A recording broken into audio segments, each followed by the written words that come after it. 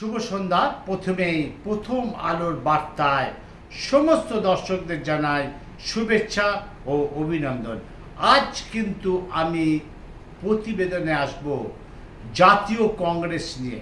হ্যাঁ, জাতীয় কংগ্রেস নিয়ে। সেই জাতীয় কংগ্রেস একমাত্র সেই গড় ছিল বহরমপুর এবং দক্ষিণ মালদা, অর্থাৎ যেটা গনি খান চৌধুরীর যেটা গড়, সেই গড় কিন্তু আজ অটুট।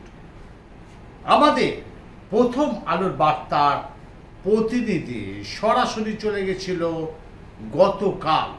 সেখানে জানা গেল তাদের বক্তব্য এই এনআরসি নিয়ে মানুষকে যে প্রচার করা হচ্ছে এবং কেন্দ্র রাজ্যের মধ্যে যে তর্ক বিতর্ক চলে আসছে সে এনআরসি নিয়ে, কিন্তু সেই এনআরসি নিয়ে সে দক্ষিণ মালদা কিন্তু চুপচাপ ছিল। জাতীয় কংগ্রেসের ওপর তারা ভরসা করেছিল। আজ আমি সেই আমাদের যে প্রতিনিধি সেই পর্দা থেকে আমরা আজ আপনাদের দেখাবো যে দক্ষিণ মালদায় যেটা জাতীয় কংগ্রেসের গড়, একটা ছিল বহরমপুর, সেটা অধীর রঞ্জন চৌধুরীর হারিয়েছেন সেই সিট। এবার সেই অটুট রয়েছে মালদা দক্ষিণ। আপনাদের সরাসরি দেখাচ্ছি প্রথম আলোর বার্তার পর্দায়। একদম দেখে নিন যে প্রথম আলোর বার্তার পর্দায় জাতীয় কংগ্রেস সেই দক্ষিণ মালদা মানুষ বরাবরই আস্থা রেখেছিল। আর এবারও 2024 লোকসভাতেও আস্থা রেখেছে জাতীয় কংগ্রেসের ওপর। সেখানে ঈশা খান চৌধুরী বিপুল ভোটে জয়ী হন এবং সেখানে 2019-এ দাদুবাবু 8,000 ভোটে জয়ী হয়েছিল। বিজেপি প্রার্থী শিরূপা মিত্র চৌধুরীর সাথে হাড্ডাহাড্ডি লড়াই হয়েছিল। আসুন আমরা একবার আমাদের পর্দায় শুনে নেব। সেখানকার প্রথমে আসবো সেই ঈশা খান চৌধুরী, তিনি কি বললেন আমাদের পর্দায় সরাসরি শুনে নেব তার বক্তব্য। দক্ষিণ মানুষরা আমাকে যেভাবে আশীর্বাদ দিয়েছেন, দুয়া দিয়েছেন, আমি ওদেরকে ধন্যবাদ জানাই। এরকম একটা ভালোবাসা যেভাবে দিয়েছেন আমি খুব গর্বিত যে মালদার মানুষ আমাকে এভাবে ভালোবেসেছেন। মানুষের যে সবাইকে আমি আমার ভালোবাসি এবং শুভেচ্ছা জানাই। মানুষের যে সমস্যাগুলো রয়েছে, কী কী সমস্যা পার্লামেন্টে আওয়াজ করে?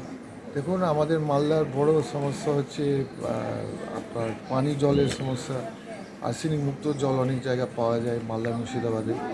আমাদের সমস্যা হচ্ছে আপনার গঙ্গা ভাঙন। আমাদের সমস্যা হচ্ছে আমাদের শ্রমিকদের বড় সমস্যা। আমাদের এখানে চাকরি পাওয়া যায় না, তার জন্য আমাদের অনেক লোকদেরকে বাইরে যেতে হয়। প্লাস আমাদের বিড়ি শ্রমিকদের সমস্যা আছে। তো এরকম অনেকগুলো সমস্যা আছে।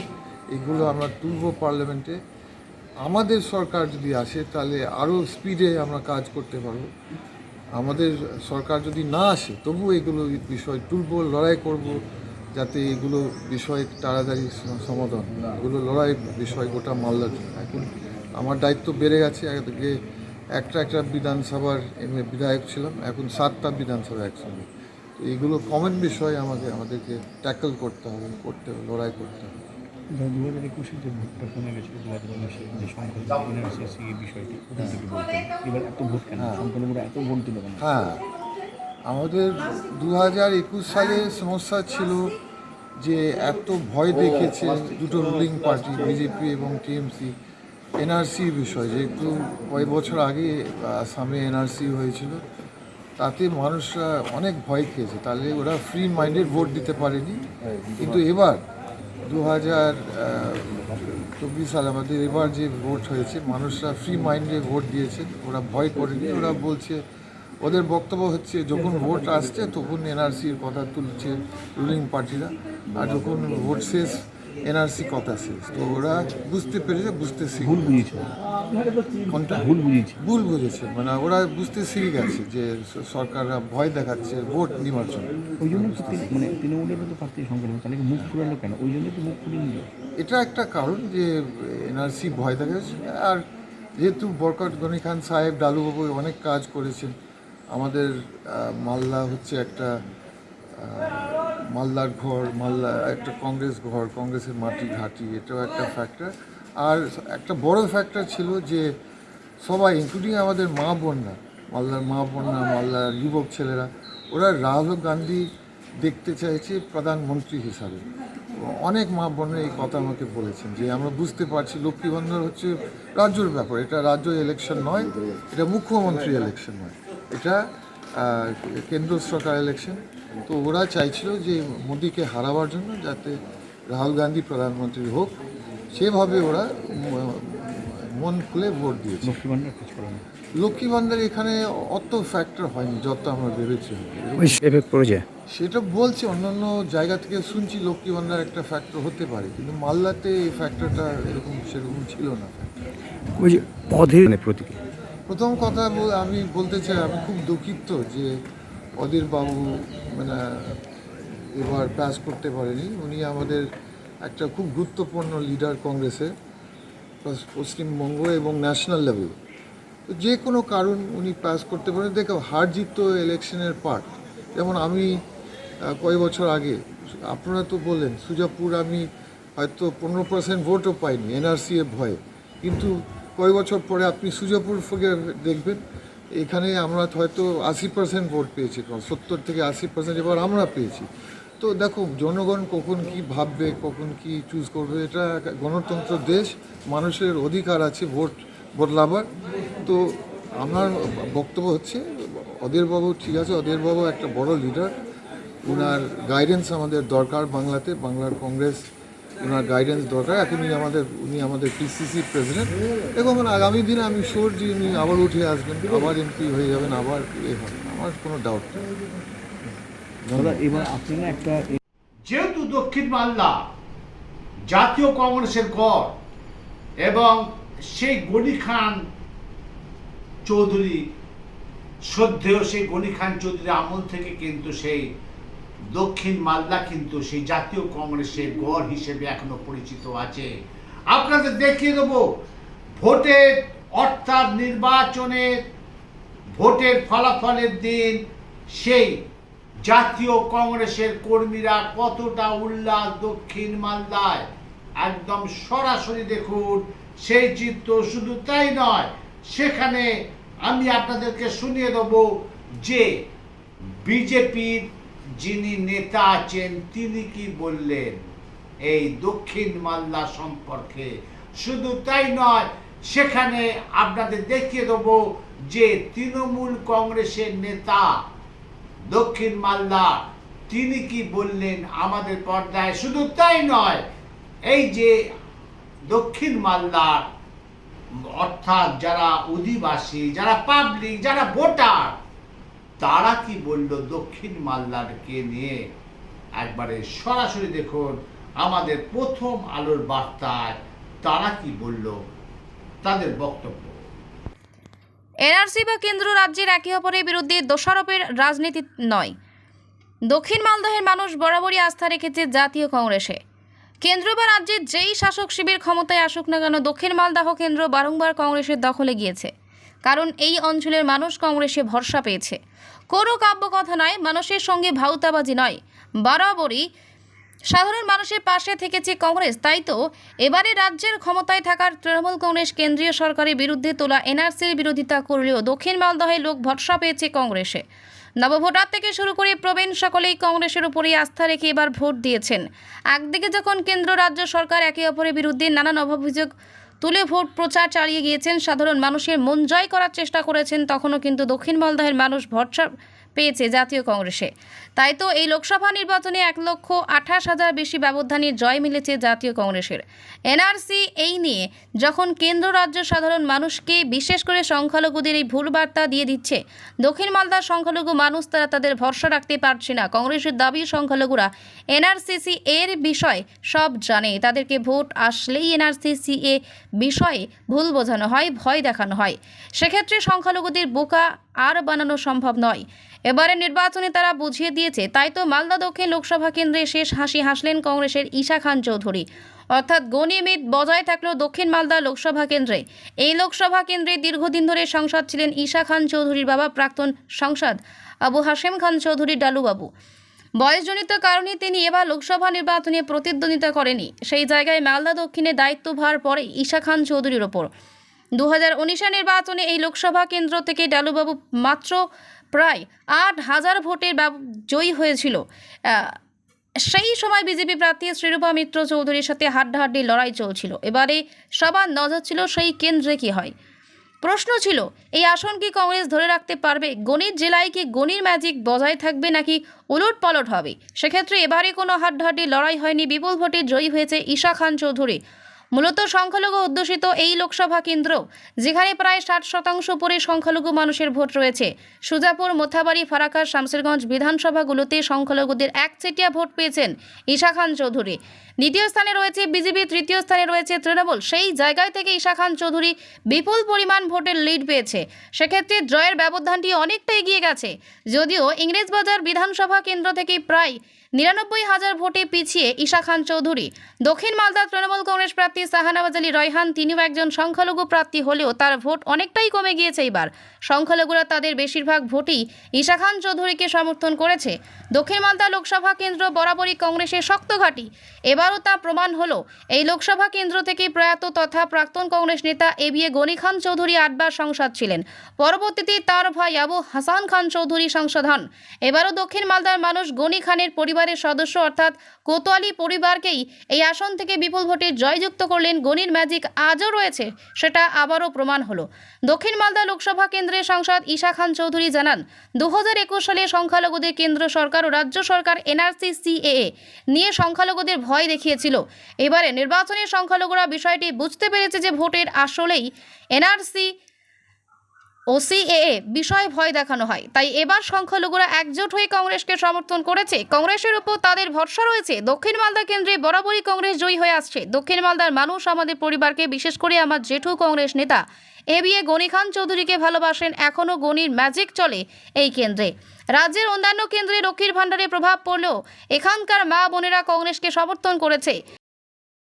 একটু জোরে। এভাবে তারা ব্যাখ্যা করছে যে ব্যবধানের নিরিখে বাস্তবিক ক্ষেত্রে যদি আমরা ভোটের পর্যালোচনা করি, তাহলে গত যে লোকসভা নির্বাচনের যে বিজেপির প্রাপ্ত ভোট আর এইবারে 2024 লোকসভা নির্বাচনে আমরা যা ভোট পেয়েছি, তো সেটাকে প্রত্যাশা মতোই বলা যাবে।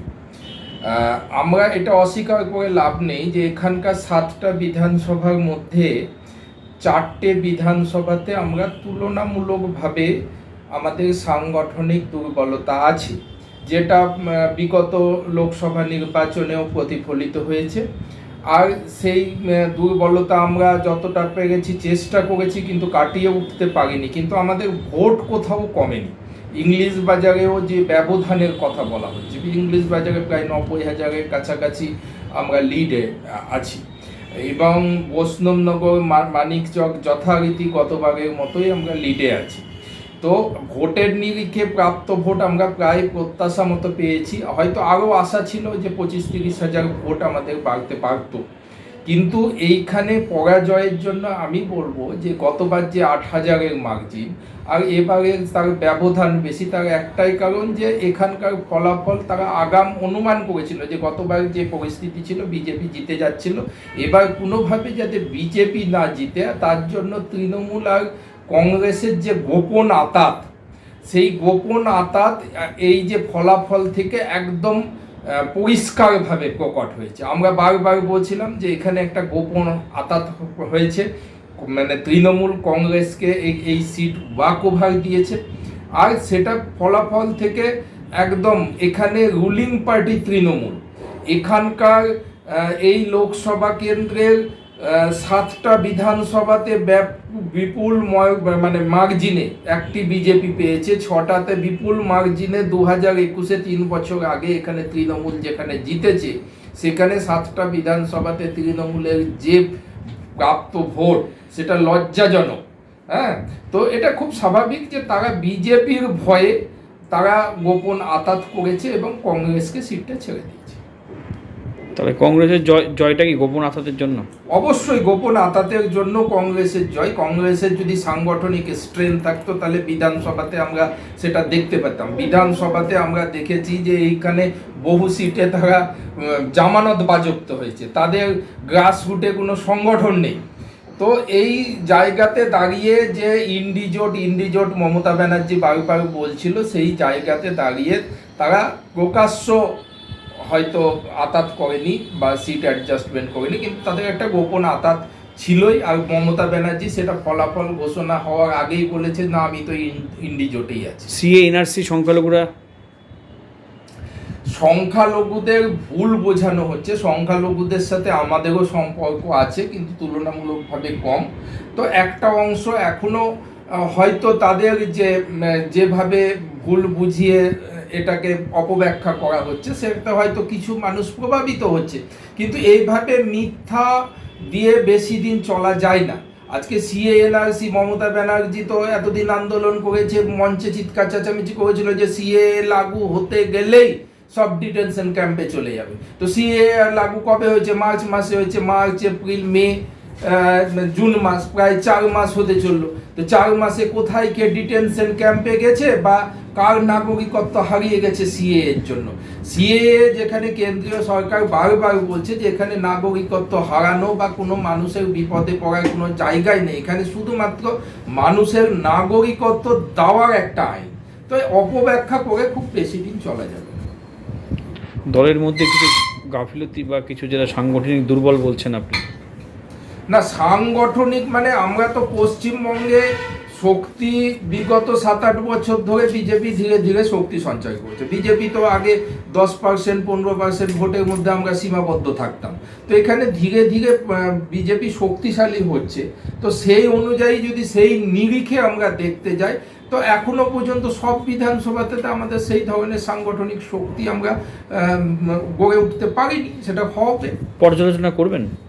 পর্যালোচনা অবশ্যই করব, কিন্তু দক্ষিণ মালদাতে যে আমরা প্রাপ্ত ভোট, সেই ভোটে আমরা হতাশ নই। কারণ হচ্ছে যে আমাদের প্রত্যাশা মতোই ভোট হয়েছে। না, সারা পশ্চিমবাংলায় আমাদের তৃণমূলের ভালো রেজাল্ট হয়েছে, আপনারা দেখেছেন। আমাদের মালদা জেলায় ব্যতিক্রম হয়েছে।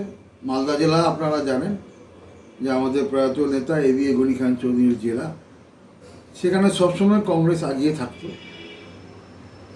গতবার তারা একটু পিছিয়ে ছিলেন, এবার তারা একটু আগিয়ে গেছেন। আমি মনে করব যে এটা আমাদের তৃণমূলের যারা নেতৃত্ব মালদা জেলার, আমরা যারা নেতৃত্ব, এটা আমাদের ব্যর্থতা, আমাদের ভুল। আমরা মানুষকে সঠিকভাবে বোঝাতে পারিনি, আমরা মানুষের কাছে সঠিকভাবে পৌঁছাতে পারিনি, আমরা মমতা ব্যানার্জির উন্নয়নের কথা মানুষের কাছে তুলে ধরতে পারিনি, যার জন্য আমাদেরকে এই রেজাল্ট দেখতে হয়েছে। এর জন্য আমি আমাদের জেলার যারা নেতৃত্ব আছেন, জেলার যারা নেতারা আছেন, আমরা ইনক্লুডিং আমিও তার মধ্যে, আমাদের ব্যর্থতা। সংখ্যালঘুদের মাইনরিটির ভোট নিয়ে কংগ্রেস বলছে যে আপনাদের এনআরসি এর প্রভুত্ব। দেখুন, এই কথাটা সঠিক না যে সিএ হবে বলে সংখ্যালঘু আমাদের সঙ্গে গতবার ছিল এবার নেই, এই ধারণাটা ভুল। কারণ হচ্ছে সংখ্যালঘুরা আমাদের সঙ্গে আছে। সংখ্যালঘুর ভোট আপনি বলুন না, মালদা জেলা বাদ দিয়ে আপনি যদি সারা পশ্চিমবাংলায় দেখুন, সংখ্যালঘুরা কার দিকে? সংখ্যালঘুরা দিদির সঙ্গে, সংখ্যালঘুরা টিএমসির সঙ্গে। তো সেখানে আপনারা বলছেন এই কথাটা কেন যে সংখ্যালঘুরা? কংগ্রেস বলতেই পারে, কংগ্রেস তো ওনাদের নিজেদের ব্যাপারটা। কিন্তু আমরা বলবো যে তৃণমূলের সঙ্গে সংখ্যালঘু ভোট আছে, এবং আপনারা বিগত দিনে দেখেছেন, আগামী দিনেও দেখবেন। মালদা জেলায় ব্যতিক্রম, মালদা জেলায় ব্যর্থতা। আমরা নিজেরা যারা নেতৃত্ব আছি, আমরা তাদের ঘাড়ে আমরা নিজেরাই নিজেকে স্বীকার করে নিচ্ছি যে আমাদের ব্যর্থতা, আমাদের ফ্যামিলি। কী করা উচিত? দল ভাববে, দলকে পরিচালনা করবে, আমরাও নিজেরা যারা আমরা জেলা কমিটিতে আছি তারাও নিজেরা আমরা পর্যালোচনা আলোচনা করব যে কোথায় আমরা কম পেয়েছি, কেন কম পেয়েছি, সেটাকে আগামী দিনে কীভাবে ঠিক করা যাবে সেগুলো আমরা নিশ্চয়ই ভাবব। দল ভাববে না, যদি দল না ভাবে, আমরা যদি না ভাবি, তাহলে আগামী দিনে আস্তে আস্তে তৃণমূল কংগ্রেস এখানে আরও উইক হয়ে যাবে। তখন দেখা যাবে যে আজকে আমরা যেসব জায়গায় কন্টেস্ট করছি, যেসব জায়গায় আমরা ফাইটিং করছি, তখন আমরা ফাইটিং করতে পারবো না। সুতরাং আমি বলবো যে দলকে এটা বিবেচনা করা উচিত, দলের নেতৃত্ব বিবেচনা করা উচিত, এবং আমাদের মালদা জেলার নেতৃত্ব যারা আছেন তাদেরও বলবো যে তারাও একটা আলোচনা করা উচিত। আলোচনা না করলে বোঝা যাবে না যে আমরা কেন কীভাবে হারাবো। দক্ষিণ মালদা, উত্তর মালদা, দক্ষিণ মালদার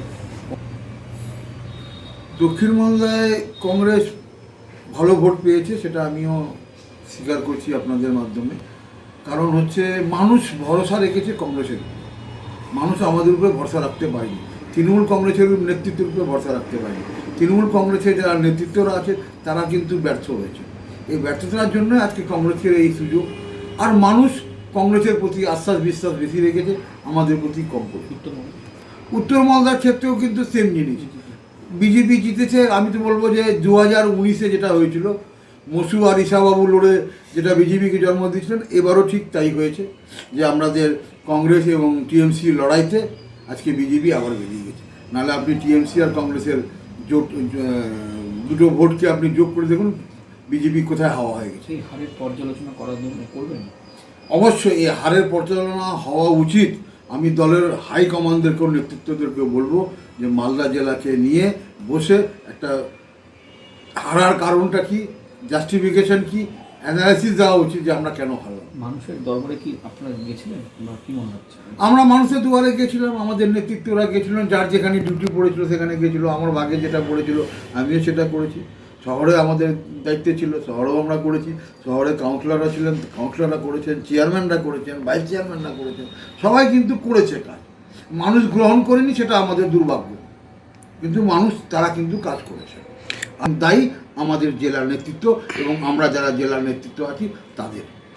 এটা একটা আমাদেরও প্রশ্ন, প্লাস দলেরও প্রশ্ন আছে। এটা দলেরও, যখন আপনারা জানেন যে আমাদের নেতৃত্বরা এসেছিলেন, তারা কিন্তু এই কথাটা কিন্তু বারবার আমাদেরকে বলেছিলেন যে আপনারা নিজেদের ভোটগুলো কিন্তু সঠিকভাবে করে নিচ্ছেন, অর্থাৎ মানে কাউন্সিলর, গ্রাম পঞ্চায়েত আপনারা করছেন, এই লোকসভা থেকে আপনারা পিছিয়ে যাচ্ছেন কেন, সেটাই কিন্তু জোর দিতে হবে।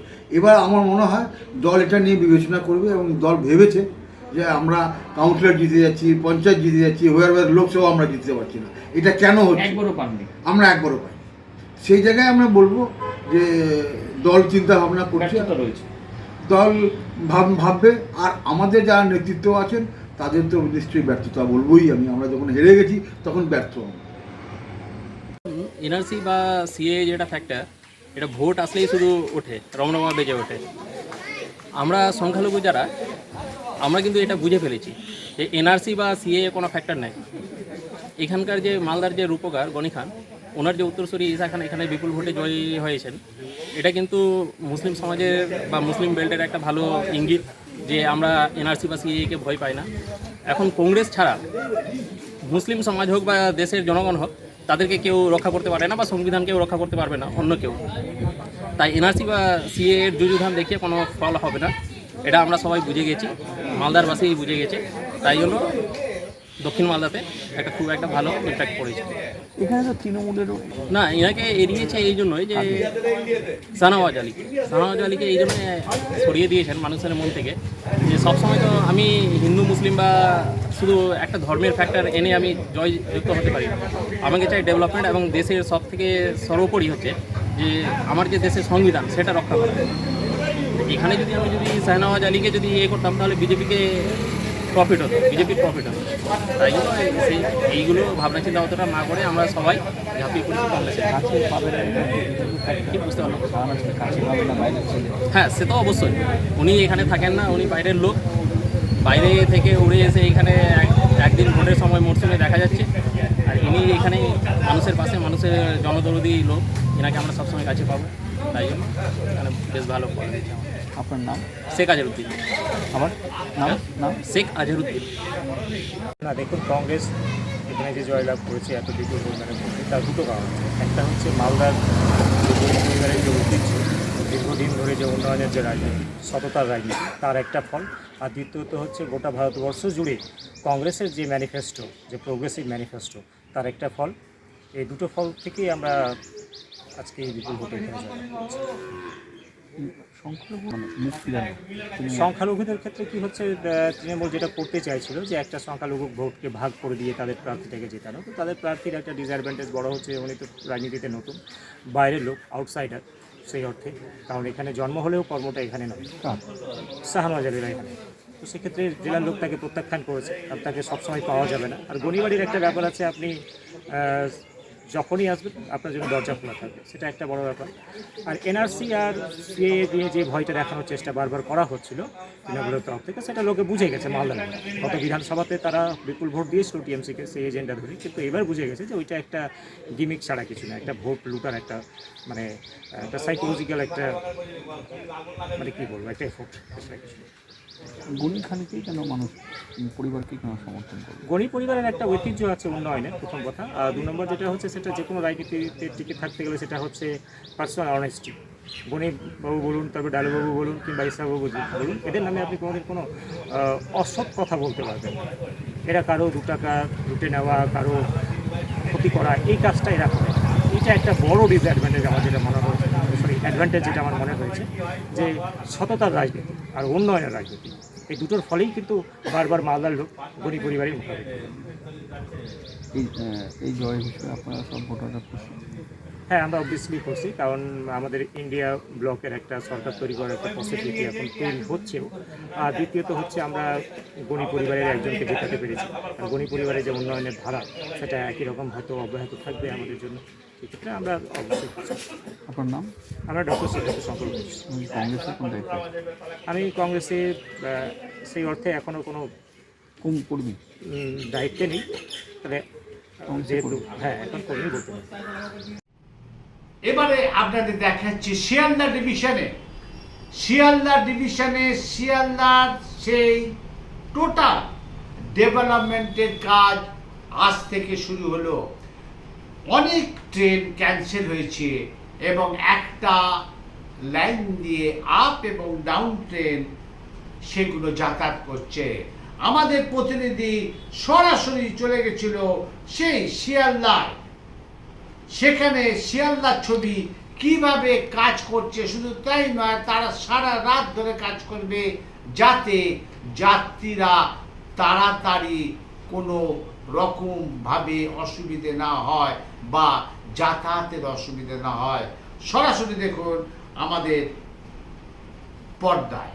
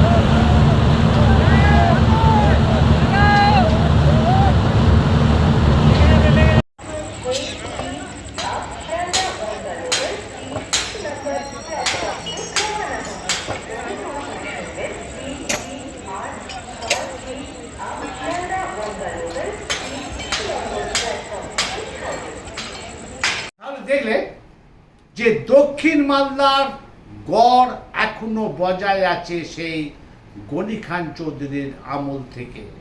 সেখানে কিন্তু কোনো রকম তৃণমূল বলুন, বিজেপি বলুন, সিপিএম বলুন, সমস্ত যেসব দল আছে সেখানে কিন্তু কেউ খাতা খুলতে পারেনি। এবং সেখানে সে ঈশা খান চৌধুরী প্রায় 1.5 লাখের ওপর ভোটে জিতেছে। শুধু তাই নয়, গনি খান চৌধুরীর নামটা বজায় রেখেছে। শুধু তাই নয়, দক্ষিণ মালদা এখনো বিশ্বাস করে যে জাতীয় কংগ্রেস ওপর আমাদের বিশ্বাস, অর্থাৎ দক্ষিণ মালদার সমস্ত বাসিন্দারা, পাবলিকরা সেই জাতীয় কংগ্রেসের উপর বিশ্বাস। আপনারা দেখতে থাকুন, সঙ্গে থাকুন, পাশে থাকুন। আমি আপনাদের সাথে অমল চ্যাটার্জি।